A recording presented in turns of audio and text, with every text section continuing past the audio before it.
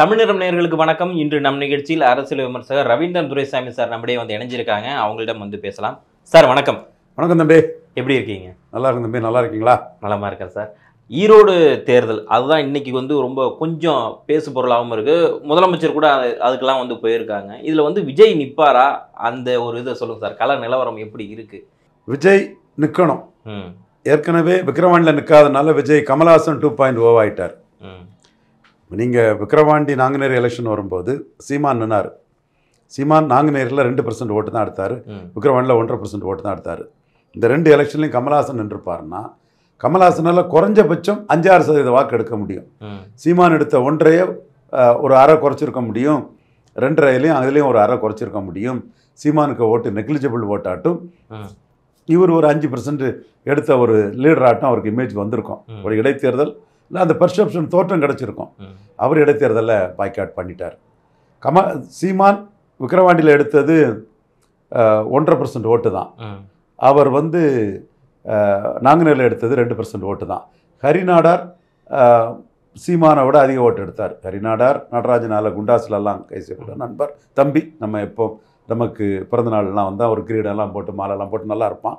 Anyway அவன் வந்து ஒரு ஜாதி அமைப்பை வச்சு ஒரு 2.5% ஓட்டு எடுக்கும்போது சீமானால் பொதுத்தள கட்சியால் 2% வாக்கு தான் எடுக்க முடிஞ்சுது. இது ஊடகத்தில் விமர்சனம் பண்ணப்பட்டது. ஹரிநாடாரோட சீமானுக்கு ஓட்டு குறவு, ஹரிநாடாரோட சீமானுக்கு ஓட்டு குறவுன்னு. இங்கே கௌதம் நின்னார். கௌதமத்தோட கொஞ்சம் கூடுதல் சீமானுக்கு. இதுதான் பொசிஷன். ஆனால் களத்தில் நின்னதுனால சீமானுக்கு என்ன கிரெடிட் கிடச்சுன்னா 234 நின்னதுனால களத்தில் நின்னால சீமான் என்ன கிடச்சிட்டுனா 6.8% ஓட்டு 2021 போயிட்டார். யாருக்குமே இந்த அரசியல் விமர்சகர்கள், நண்பர்கள், பத்திரிகையாளர்கள்லாம் எப்படிரா சீமான் 6.8 போயிட்டாப்புல, கமல்ஹாசன் எவ்வளோ பெரிய ஆள், எவ்வளோ பெரிய செல்வாக்கனூர். விஜயகாந்த், கமல்ஹாசன், தினகரனுக்கு தனிப்பட்ட செல்வாக்கெல்லாம் சீமானுக்கு கிடையாது. ஒரு ஈழப்பிரச்சனர், பிரபாரன் மக்களில் ஒருத்தன், மக்கள் வந்து எழும்பி வந்தவொன்னு ஒரு மக்களோட ஐடென்டிஃபை பண்ணி அவங்களிருந்து ஒருத்த நாட்டு எழும்பி வராரு. அதில் மக்களோட நான் நிற்பேங்கிறது தான் சீமானுக்கு மெரிட்டு. அப்போ எப்படிப்பட்ட கமல்ஹாசன் அவர் வந்து 2.5க்கு போயிட்டார். இத்தனைக்கும் கமல்ஹாசன் வந்து சர்க்கார் பட மேட்டரில் விஜய்க்காக பெருசாக விஜய் ரசிகர்களுக்காக அபிமானம் பெற்றவர். சீமான் விஜயெல்லாம் ஒரு ஆளா, எடப்பாடிக்கெல்லாமாடா பயப்படுறது, உன்னை என் தம்பின்னு சொல்லதுக்கே வெக்கமா இருக்குன்னு சொல்லி அசால்ட்டா விஜய தூக்கி போட்டுக்கிட்டு 6.8% வாக்கு எடுக்கிறாரு. கமல்ஹாசன் வந்து 2.5% வாக்கா குறைஞ்சிடுறாரு. ஏன்னா கமல்ஹாசன் வந்து இடைத்தேர்தலில் நிற்கல, கூட்டணி ஆட்சின்னு 214 நிற்கல. கமல்ஹாசன் செய்த தவிர விஜயும் செய்கிறார். ஓகே, இந்த வாட்டி அப்போ அவரும் நேரடியாக இல்லாமல் ஆதரவு கொடுக்குற மாதிரி பண்ணுவாரோ? ஒருவேளை நிற்கலன்னா கமல்ஹாசன் 2.0 தான். ஓகே, அவர் விக்கிரவாண்டியில் விஜய் நிற்காதது தவறு. கட்சி ஆரம்பித்து நிற்காத போது அது லெட்டர் பேடு கட்சிங்கிற ஒரு தோற்றம் வந்துடுது. ராமதாஸுக்கு போலரைசேஷனை பயந்து களத்தை விட்டு விலை ஓடி இருக்கக்கூடாது. சீமானுக்கு அதில் மெரிட் என்னன்னா, நான் சொன்னேன் 55% ஓட்டு திமுக தாண்டுவாங்க, 25 டாக்டரையா தாண்டுவாங்க, போலரைசேஷன் தான் வரும்னு சொன்னேன். திமுக 63 போயிட்டாங்க. இது ஐயா வந்து 29 வந்துட்டார். போலரைசேஷன் தான் வரும்னு நான் சொன்ன மாதிரி போலரைசேஷனே வந்தது. ஆனால் சீமான் போலரைசேஷனில் மீறி நின்னது வடதமிழத்தில் உள்ள பிற சமூகங்கள் மத்தியில், ரைட் திங்கிங் மன்னியர்கள் மத்தியில் நின்னாயா. ராமதாஸுக்கு வந்து டஃப் கொடுத்து ஜாதிவாரி கணக்கெடுத்து தான் இடஒதுக்கீடு கொடுக்கணும், அளந்து கொடுக்கணும், எண்ணி கொடுக்கணும்னு அவங்க ஒரு கருத்தை சொன்னாங்கிறது அந்த இடத்துக்குள்ளே சீமானுக்கு ஒரு மெரிட் வருது. எடப்பாடி என்ன சொல்லுன்னு தெரியாமல் நழுவிட்டார். விஜய் வந்து களத்துக்குள்ளே வராமல் போயிட்டார். அப்போ விஜய் வந்து கமல்ஹாசன் 2.0 வராருங்கிறதான் மக்கள் மத்தியில். அது சீரியஸ் பொலிட்டிஷியன் இல்லை, ஒரு கேண்டிடேட் விடுறதுக்கோ எதுக்கோ வந்து அவருக்கு ஒரு அக்கறை இல்லைங்கிற மாதிரி தான் மக்கள் மத்தியில் பற்றி ஒரு அபிப்பிராயம் வருது. இதே அபிப்பிராயம் ஈரோடு கிழக்குலேயும் தொடர்ந்ததுன்னா விஜய்க்கு எதிர்காலத்தை அது ரொம்ப பாதிக்கும். அப்போ விஜய் வந்து ஈரோடு கிழக்கில் நிற்கிறது தான் நல்லது. விஜய் ஈரோடு கிழக்கில் நின்னா தொடர் தோல்வி இருக்கக்கூடிய எடப்பாடி பலகீனப்படுவார்.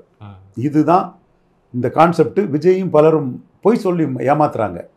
இந்த ஆளுங்க என்னென்னா லாஜிக்கே இல்லாத கருத்து கணிப்பு போடுறான். செட்டப் கருத்து கணிப்பில் அது வந்து கருத்து திணிப்பு தான். அது ஏன்னு ப்ரூவ் பண்ண முடியாது, டிஸ்ப்ரூவ் பண்ண முடியாது. லாஜிக்கெல்லாம் போடுறான். ஒரு புது சக்தி வரும்போது பாதிக்கப்படுறது தோல்வி வளையத்தில் இருக்கக்கூடிய கட்சி தான். வெற்றி பெற்ற கட்சியோ அதிகாரத்தில் இருக்கக்கூடிய கட்சியோ பாதிக்கப்படுறது கிடையாது. நீங்கள் என்டிஆர் வரும்போது பாதிக்கப்பட்டது எதிர்கட்சிகள்லாம் வாஷ் அவுட்டு. காங்கிரஸுக்கு காங்கிரஸ்காரங்க ஓட்டெல்லாம் பாதிச்சுன்னா ஒரு 5% ஓட்டு தான் காங்கிரஸுக்கு பாதிச்சு. டேட்டாவை எடுத்து பாருங்கள் விஜய்க்கு ஆட்களே. சிரஞ்சீவி வரும்போது பாதிக்கப்பட்டது தோற்று கிடந்த நாயுடு தான். பவன் கல்யாணம் வரும்போது பாதிக்கப்பட்டது நாயுடு தான். அப்போ நீங்கள் இங்கே எடுத்துகிட்டு பார்த்துட்டிங்கன்னா விஜயகாந்த் வரும்போது கருப்பு எம்ஜிஆர் வரும்போது ரெட்டலை தான் பாதிக்கப்பட்டு ஜெயலலிதாவுக்கு வாய்ப்பு தான் பாதிக்கப்பட்டது. பார்லிமெண்ட்டில் தோற்ற ஜெயலலிதா தான் அசம்பிளிலையும் தோற்றாங்க.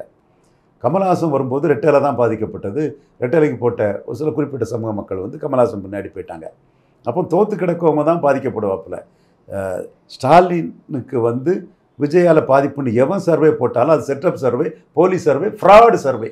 Okay, fraud survey. இந்த 3வது இடம் உள்ளாட்சி தேர்தலில் வந்து ஒரு ஃப்ராடை பண்ணாங்கல்ல, 12,000 உள்ளாட்சி இடங்களில் 200 கண்டஸ்ட் பண்ணிவிட்டு ஊரக உள்ளாட்சி இது ஒன்றிய கவுன்சிலர் நிற்காமல் டிஸ்ட்ரிக்ட் கவுன்சிலர் நிற்காமல் சவுக்கு சங்கர், சுவி சங்கர், அதன் மாதிரி சில இன்னும் சேலஞ்சு விட்டு அவங்கள விரட்டிட்டு இருக்காங்கல்ல, அதை மாதிரிப்பட்ட ஒரு ஃப்ராடு சர்வேன்னு தான் அதுக்கு அர்த்தம். ஆனால் உண்மை நிலைமை என்னென்னா பலகீனமான தோத்த கட்சி தான் பாதிக்கப்படும்.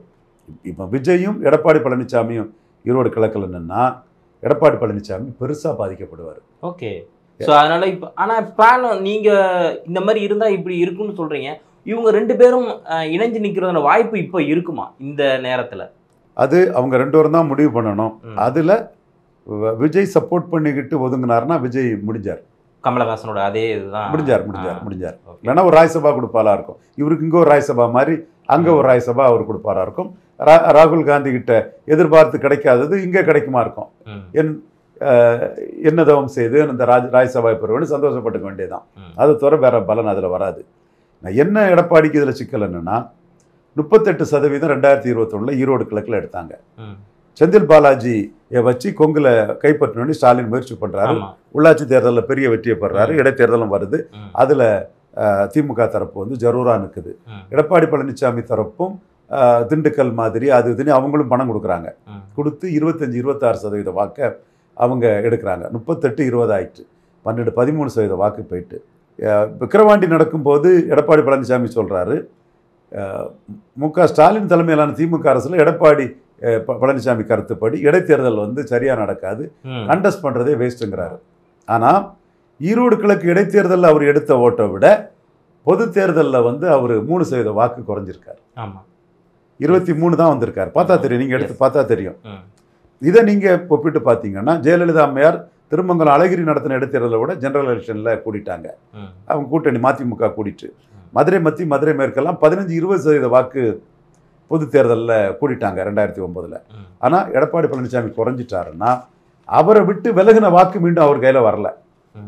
ஜெயலலிதா விட்டு இடைத்தேர்தலில் விலகின வாக்கு கூட பொது தேர்தலில் ஜெயலலிதாவுக்கு வந்துட்டு, இடைத்தேர்தலில் எடப்பாடியை விட்டு விலகின வாக்கு பொது தேர்தலில் வரல. 3% குறைஞ்சிருக்கக்கூடாது. சீமான் அவருக்கு உள்ளாட்சி தேர்தலில் 1% வாக்கு தான் உண்டு. இடைத்தேர்தலில் 6.3 எடுத்தார். ஆனால் பொது தேர்தலில் ஈரோடு கிழக்கு செக்மெண்ட்டில் 8.3 எடுத்திருக்காரு. திமுக அணி 65 எடுத்தவங்க 56 சம்திங்க்கு வராங்க. ஒரு 8-9% வாக்கு குறையிறாங்க. அவங்க அது குறையும் போது குறைஞ்ச ஓட்டில் 2% சீமானுக்கும், மீதி என்டிஏ அப்போ களத்துக்குள்ளே இல்லை, இப்போ தமாக இருக்கிறாங்க, அவங்களுக்கும் வருது. அப்போ எடப்பாடி பழனிசாமியால் கொங்கு மண்டலத்தில் இழந்த அருந்ததியர் வாக்குகளையும் இழந்த பறையர் வாக்குகளையும் இறந்த நாயுடு வாக்குகளையும் இருந்த செங்குந்தர் வாக்குகளையும் திருப்பி பெற முடியலை. இதுதான் எடப்பாடி பழனிசாமி தரப்புக்கும் எனக்கும் உள்ள வம்பு, இந்த தகராறு, தாவா. அது அவங்க பல அம்புகளை எனக்கு எதிராக எழுதிட்டு இருக்காங்க. நான் எனக்கு நத்திங் அகேன்ஸ்ட் சிவி சண்முகம், அவர் பெரிய தலைவர் தான், அவர் ஒரு அம்பு தான். ஸோ இந்த உண்மையை நான் சொல்கிறத கூடாதுன்னு அவங்க நினைக்கிறாங்க. இது உண்மையை நம்ம சொல்கிறோம், ஆதாரத்தோடு சொல்கிறோம். இங்கே ஜெயலலிதா திருமங்கலத்தில் இடைத்தேர்தல் பிறகு 2009 பொது தேர்தலில் அந்த செக்மெண்ட்டில் ஏறி போகிறாங்க மதிமுக கேண்டிடேட்டு. மதுரை மத்தி மதுரை மேற்கில் சிபிஎம் கேண்டிடேட்டு ஏறி போகிறாங்க. 15-20% ஏறி போகிறாங்க. நான் சொல்கிறது செல்லூர் ராஜு, ஆர் உதயகுமார் எல்லாருக்கும் தெரிஞ்ச விஷயம்தான். ஆனால் கொங்கு மண்டலத்தில் நீங்கள் செங்கோட்டை அண்ணன் திண்டுக்கல் மாதிரின்னு சொல்லி 25-26% வாக்கு இடத்துல இப்போ 22-23 பொது தேர்தலை போச்சுன்னா நீங்கள் தான் சொல்கிறீங்க திமுக இதில் வந்து இடைத்தேர்தல் நடத்த முடியாது, இடைத்தேர்தலை சந்திக்கிறதே வேஸ்ட்டு, சரியாக நடக்காது, நியாயமாக நடக்காது, ஒருதலை பட்சமாக நடக்குன்னு 1000 குற்றச்சாட்டை சொல்கிறீங்க. ஆனால் அந்த ஒருதலை பட்சமாட்டு செந்தில் பாலாஜி ஆளுமையில் என்னென்ன கீத்து கொட்டாயா டென்ட் கொட்டாயா கொட்டாய் மாடல் டூரிங் டாக்டிஸ் மாடலில் ஆட்களை பட்டி மாடல் அந்த பட்டிங்கிற வார்த்தை பண்ணாங்க. நாங்கள் ஒரு 2 கொட்டாய் டூரிங் டாக்டிஸ் அந்த மாடல் பண்ணி எடுத்து நீங்கள் உங்களை வந்து மார்ஜினலைஸ் பண்ண இடத்துக்குள்ள எடுத்த வாக்கோட நீங்கள் அந்த பட்டி மாடல்லாம் இல்லாமல் ஈரோடில் நீங்கள் ஆற்றல் அசோக்குமாரா ஒரு பெரிய பணக்காரரை விட்டு வந்து 3% வாக்கு குறைஞ்சிருக்கீங்கன்னா எடப்பாடி பழனிசாமியை விட்டு வெளியேறின நான் கொங்கு வேளாளர் கவுண்டர் ஓட்ஸ் உள்ளே வரல. ஓகே, திருப்பி வரல. அதான் உண்மை, வராது. ஏன்னா நம்மளை நியாயமாக போயக்கூடிய நமக்கு எதிராக அவங்க தூண்டுதலில் வழக்கெல்லாம் தொடுத்து ஹராஸ் பண்ணுவாங்கன்னா மக்களுக்கு தெரியாதா? நம்ம மேலே பற்றுதலுள்ள மக்கள் தமிழ்நாடு ஃபுல்லாக இருக்கிறாங்க, நம்ம அவங்களுக்காக பேசுகிறோம், நியாயத்துக்காக பேசணும்னு அந்த மக்களுக்கு தெரியும். அப்போ நம்மளை எங்கெங்கே ஹராஸ் பண்ண நினைக்கிறாங்களோ அது அவங்களுக்கு நஷ்டமாக தான் முடியும். ஸோ நம்மளை பற்றி விமர்சனம் பண்ணுறது இதெல்லாம் அவங்களுக்கு நஷ்டம் தான். ஈரோடு கிழக்கு எலெக்ஷன் ரிசல்ட் முடிஞ்சதுமே நான் என் ரிப்போர்ட்டு தான் டெல்லி பிஎம்ஓ ஆஃபீஸுக்கு போய் எடப்பாடிக்கு ஜாதிய முரண்பாடு இருக்குது, அப்போ அவர் நமக்கு மத முரண்பாடை நமக்கு சொல்கிறாரு, அவருக்கு ஜாதிய முரண்பாடு இருக்குங்கிற நான் தான் ஈரோடு கிழக்கு பூத் வைஸ் சர்வே மூலமாக தான் கொடுத்தேன். அது வன்னியர் அல்லாதவர் மத்தியிலும் அவருக்கு எதிர்ப்பு இருக்குது, கொங்கு வேளாளர் அல்லாத மத்தியிலும் அவருக்கு எதிர்ப்பு இருக்குது. ஏற்றுக்கல்ல, ஜெயலலிதாவை காஸ்ட் நியூட்ரல் மாதிரி ஏற்றுக்கிட்ட மாதிரி இவரை ஏற்றுக்கல்ல, இதுதான் நிலவரம்னு சொல்கிறேன். அதை சீமான் பிடிச்சி அவர் 8.2க்கு வந்துட்டார். அண்ணாமலை இப்போ அதை பிடிச்சிட்டாரு.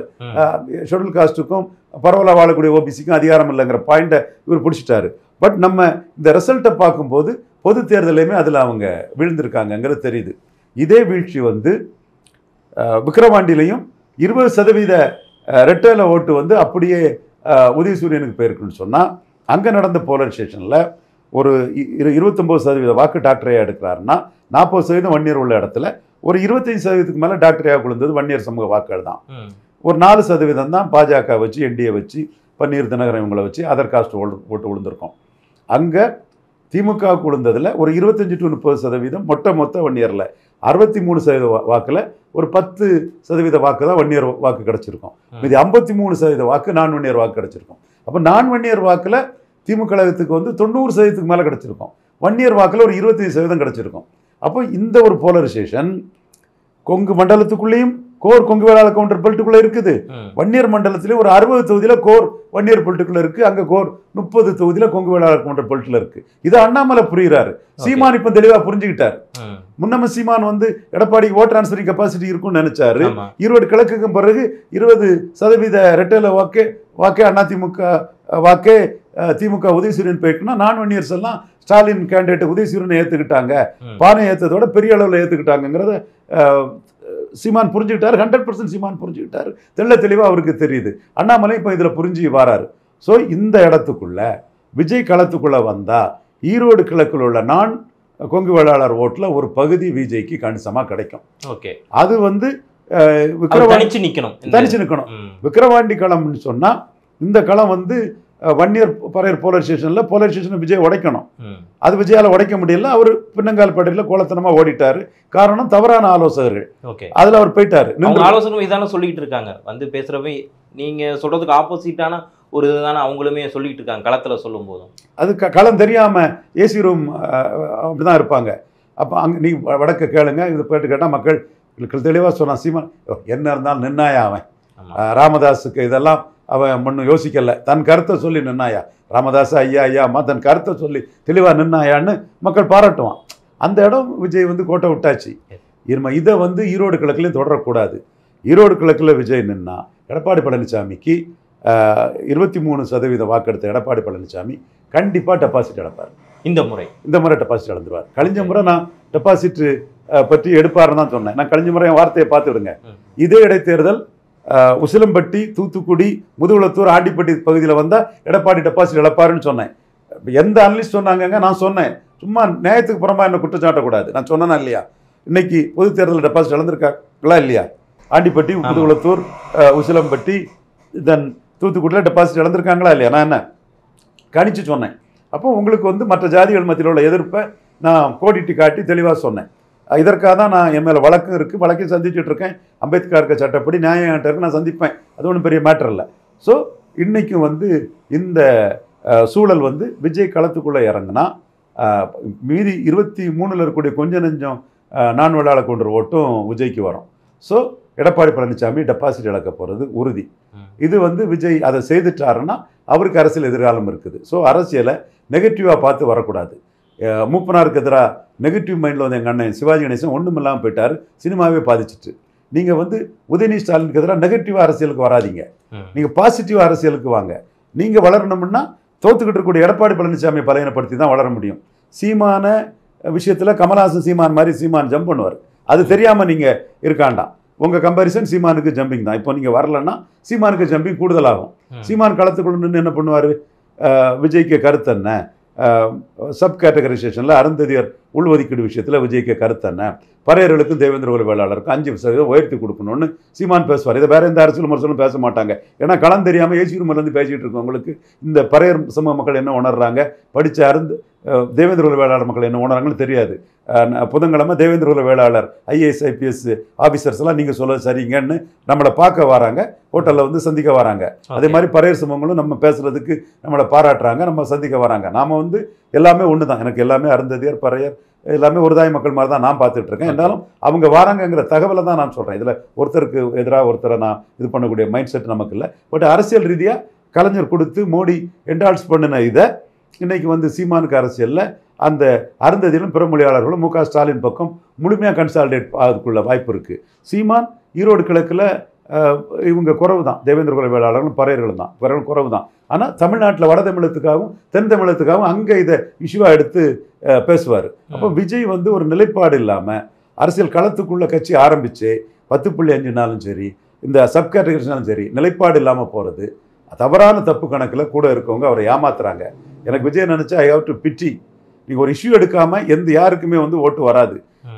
சரத்குமார் இஷ்யூ இல்லாமல் இந்துத்துவ சொன்ன இந்து மகாசபா மதுசூதன பெருமாள் பறக்கக்காரர் இந்து முன்னிலை தாலிங்களோட இருந்தவர் 1000 ஓட்டுக்கு மேலே எடுத்துகிட்டு போயிட்டார். சரத்குமார் 100 வாக்குகள் தான் எடுத்தார். ஆனால் இஷ்யூ இல்லை. அப்போ விஜய் வந்து இஷ்யூ எடுக்கணும். இதுலேயே நீங்கள் ஏதாவது ஒரு இஷ்யூ எடுக்கணும். எந்த ஒரு அரசியல் கட்சியும் இஷ்யூ இல்லாமல் இல்லை.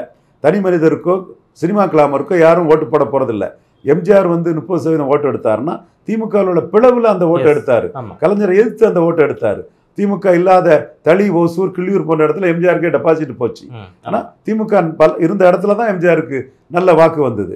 ஸோ நீங்கள் ஒரு இஷ்யூ எடுக்கணும். விஜயகாந்த் ஒரு இஷ்யூ எடுத்தார். அந்த அண்ணன் ரஜினிகாந்த் டாக்டர் ஏட்ட தோற்றும் பிறகு ஊதி பறக்க விட்ட பலூனில் ஊசி வச்சு குத்தி ஒன்றுமில்லாம் பண்ணிட்டேன்னு டாக்டர் ஏ சொன்ன பிறகு அவர் வந்து மதுரை வீரண்டா மங்கம்மா பேரண்டான்னு விருத்தாச்சலத்தில் நின்று நீங்கள் பாபா படப்பட்டியை இருட்டில் தூக்கிட்டு போயிருப்பீங்க, பகலை வந்து எடுத்துருக்கலாம் சொல்லி ரஜினிகாந்த் இஷ்யூவுக்காக களமாடி அவர் விஜயகாந்த் வந்து ஒரு 8% வாக்கை எடுத்தார்.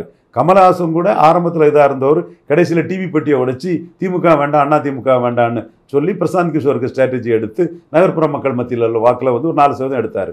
இஷ்யூவே இல்லாத விஜய் வந்து வாக்கு எடுக்கவும் முடியாது. இஷ்யூவே இல்லாமல் இடைத்தேர்தலில் அந்த இஷ்யூவுக்கு அட்ரஸ் பண்ணாமல் போனீங்கன்னா களமோ மக்களோ உங்களுக்காக காத்திருக்க மாட்டாங்க. நீங்கள் கட்சி ஆரம்பிச்சுட்டு லெட்டர் பேடாட்டே இருக்க வேண்டியிருக்கு. கட்சி ஆரம்பிச்சுட்டு லெட்டர் பேடாக இருக்கிறது வந்து ரொம்ப ஒரு தவறான வீகம். யாருக்கும் ஆதரவு இல்லைன்னு சொன்னால் அப்போ உங்களுக்கு அங்கே ஓட்டர் இல்லைன்னு தானே அர்த்தம். உங்கள்கிட்ட யாராவது ஆதரவு கேட்டாங்களா? விஜய் எனக்கு ஆதரவு கொடுங்கன்னு யாராவது கேட்டாங்களா? இல்லை. நீங்களே யாருக்கும் ஆதரவுன்னு சொல்லிட்டு இருந்தீங்கன்னா அப்போ உங்களுக்கு அரசியல் களத்துக்குள்ள எந்த மரியாதையும் ரியாலிட்டியில் இல்லை.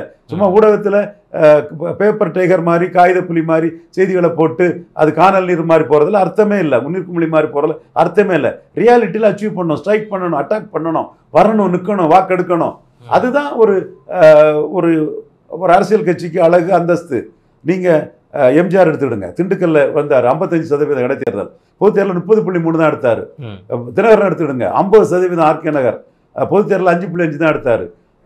அண்ணன் வைகோ எடுத்துடுங்க பெருந்துறையில் 25%, பொதுத் தேர்தலில் 6% தான் எடுத்தார். அப்போ ஒரு இடைத்தேர்தலுங்கிறது அது ஈரோடு கிழக்கு மாறிப்பட்ட ஒரு தொகுதியில் இடைத்தேர்தலுங்கிறது வந்து விஜய் சென்ட்ரிக் இடைத்தேர்தலாட்டி அந்த இடைத்தேர்தல் ஆக்கிடலாம்.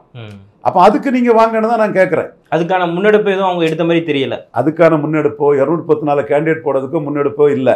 பிராண்டிங்க்கு சினிமா ஓடுறதுக்கு காசு செலவழிக்கிற மாதிரி இது அந்த பிராண்டிங்க்கு ஆட்களுக்கு இது பண்ணியிருக்காங்க. சில வேலைகள் அப்படி தான் நடக்காதான். ப்ரமோஷன் மட்டும்தான் இருக்குது. வேறு ப்ரமோஷன் மட்டும்தான் இருக்குது, வேறு எதுவுமே இல்லை. ஸோ இந்த அரசியல் கட்சியே எலெக்ஷனில் கண்டெஸ்ட் பண்ணாமல் மக்களவை தேர்தலே பண்ணாங்க. மக்களவை தேர்தலில் ப்ரமோஷனுக்கு தான் ஆரம்பித்தாங்க. சிஏ எதிர்ப்புனாப்பில் உதயநிதி ஸ்டாலின் கலைஞருக்கு பேரம் விடுவாரா?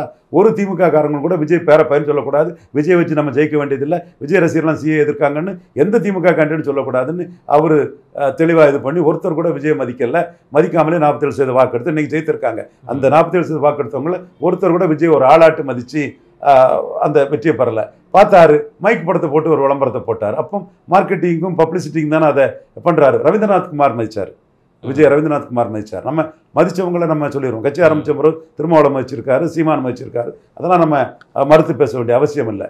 இப்போ நீங்கள் உங்களுக்கு நல்ல சந்தர்ப்பம், நல்ல களம். ஈரோடு கிழக்கு ஒரு அருமையான களம், பெருந்துறை மாறிப்பட்ட ஒரு களம். வைகோவே தன் பேச்சாளர் 25% பரிந்துரையில் எடுத்தார். இந்த களத்துக்குள்ளே வர்றது விஜய்க்கு நல்லது. சகாதேவன் மாதிரி நம்ம நல்லது தான் சொல்கிறோம். வரலன்னா நீங்கள் கமல்ஹாசன் 2.0 மாதிரி சீமான்கிட்ட கமல்ஹாசன் அடிபட்டு போனது மாதிரி சீமான்கிட்ட விஜயும் அடிபட்டு போவார். சந்தேகமே இல்லை. சீமான் வந்து பாப்புலாரிட்டியை வச்சு கமல்ஹாசனை வீழ்த்தல. கமல்ஹாசன் தான் பாப்புலர், நம்பர் 2 ஹீரோ.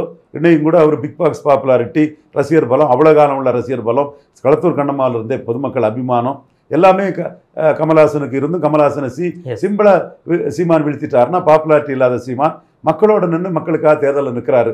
இப்பவும் ஈரோடு கிழக்கில் சீமான் தேர்தல் நிற்பார். அருந்ததியர் பறையர் உள்ளொதுக்கீட்டில் பறையர் தேவேந்திர குல வேளாளர் இமேஜை கேப்சர் பண்ணிடுவார். 10% இடஒதுக்கீட்டில் நீ என்ன முன்னேறிய இது அதில் பண்ணிவிடுவார். மாட்டு இறைச்சி மேட்டரில் தெளிவாக நின்று மாட்டு இறைச்சி சத்துணவுன்னு அதை பேசுவார்.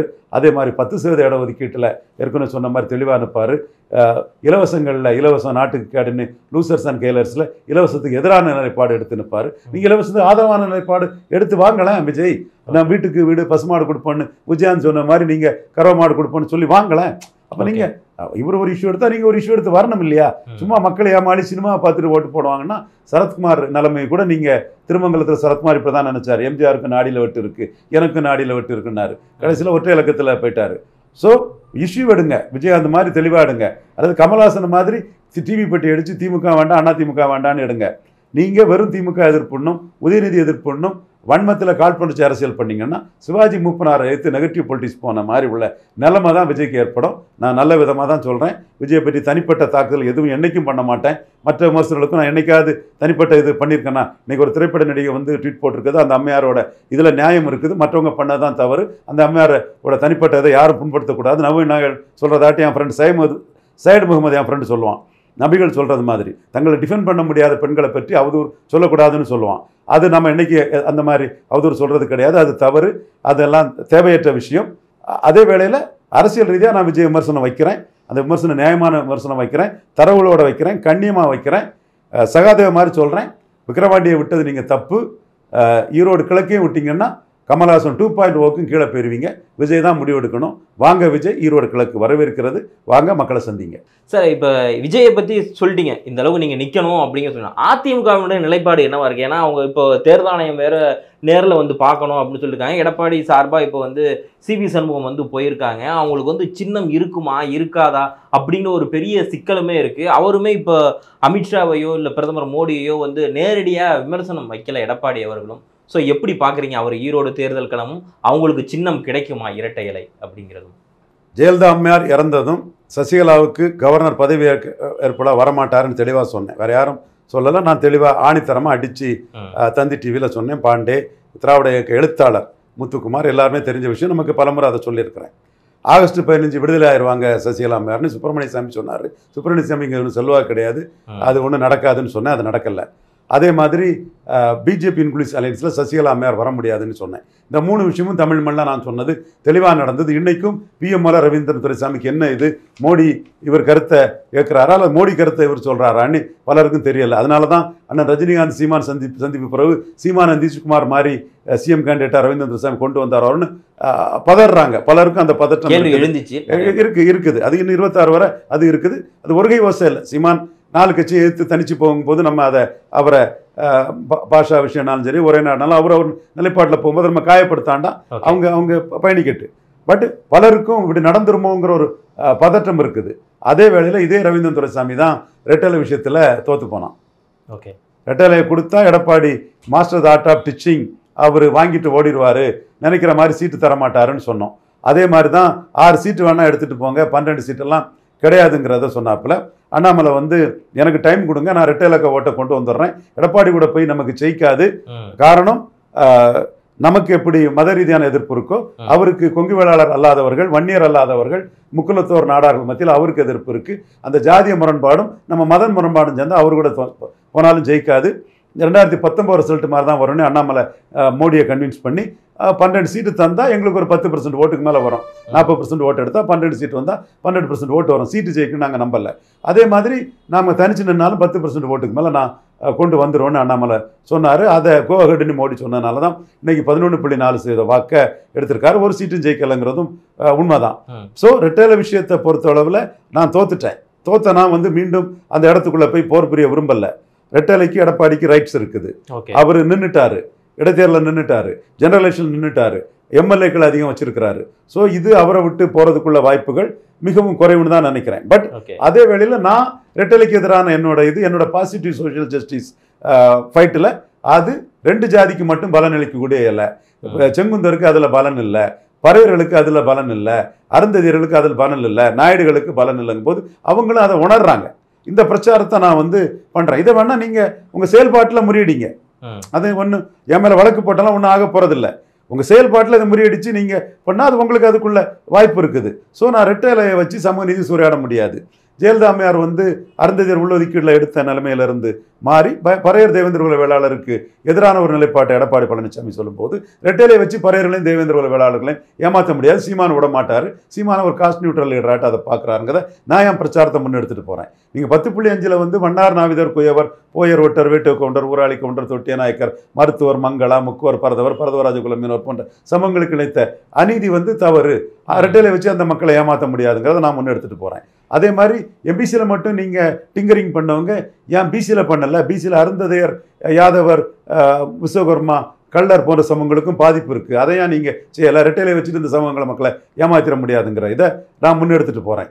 10% இடஒதுக்கீட்டில் ஸ்டாலின் பிரின்சிபல் பொலிட்டிஷனாக ஒரு நிலைப்பாடு எடுத்துட்டார், சீமான ஒரு நிலைப்பாடு எடுத்துட்டார். உங்கள் நிலைப்பாடே சொல்லாமல் எப்படி போகிறீங்களா? ரெட்டைலை வச்சு மக்களை ஏமாத்திடலாம்னு நினைக்கிறீங்களான்னு நான் ஒரு அரசியல் களம் பண்ணிட்டு இருக்கேன். ஸோ ரெட்டைலை விஷயத்தில் நான் தோத்துட்டேன், கம்ப்ளீட்டாக தோத்துட்டேன். சசிகலா விஷயத்தில் பெரிய வெற்றி பெற்று எல்லாரோட பெரிய வெற்றி பெற்று இவன் சவுக்கு சங்கர் தான் நண்பர் சவுக்கு சங்கர் யூ ஆர் கிரேட்டுன்னு பாராட்டக்கூடிய அளவுக்கு நின்னா ரெட்டைலை விஷயத்தில் என் கருத்து மோடிக்கிட்ட எடுபடலை. நான் சொன்னேன், என் கருத்தை சொன்னேன். பட் அவங்கள்ட்ட திமுக காங்கிரஸ் கூட்டணியாக இருக்கும்போது நமக்கு வேறு என்ன இருக்குது, பார்லிமெண்ட் இருக்குன்னு நினச்சாப்புல. இப்போ அசம்பிளிங்கும் போது அதை பற்றி கூட கவலைப்பட மாட்டாங்க. அடுத்த பார்லிமெண்ட்டுக்கு பார்த்துக்கலாங்கிற எண்ணம் தான் ஓடும். பட் இந்த சிம்பிள் மேட்டரில் வந்து நான் ஒரு தடவை சூடுகண்ட பூனை, ஒரு தடவை கொட்டுப்பட்டாச்சு. இனிமே ரெட்டைலை பற்றி நான் சொல்ல விரும்பலை. அது எடப்பாடிக்கு உள்ள சாத்தியக்கூறுகள் வாய்ப்பு அதிகம் இருக்குன்னு எனக்கு தெரியுது. எப்படி போனாலும் அதை பற்றி no comments now. Okay sir, இந்த நேரத்தில் இணைந்து உங்களுடைய கருத்துக்களை வழங்கியது மிக்க நன்றி சார். நன்றி.